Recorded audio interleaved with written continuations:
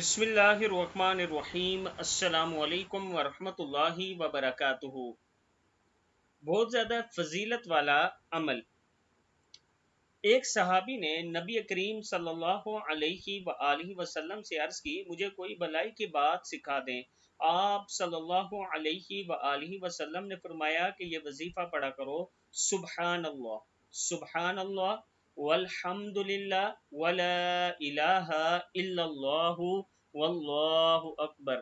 اس نے عرض کیا، اللہ کے رسول صلی اللہ علیہ وآلہ وسلم، یہ تو اللہ کے لیے ہے، میرے لیے کیا ہے؟ آپ صلی اللہ علیہ وآلہ وسلم نے فرمایا، جب تو کہے گا سبحان اللہ، الحمد للہ، لا الہ الا اللہ، اللہ اکبر، اللہ فرمائے گا تو نے سچ کہا۔ اور جب تو کہے گا اللہم اغفر لی، اے اللہ مجھے معاف فرما دے، اللہم ارحمنی، اے اللہ مجھ پر رحم فرما، اللہم ارزقنی، اے اللہ مجھے رزق عطا فرما، اللہ تعالیٰ فرمائے گا میں نے یہ سب کچھ تجھے عطا کیا۔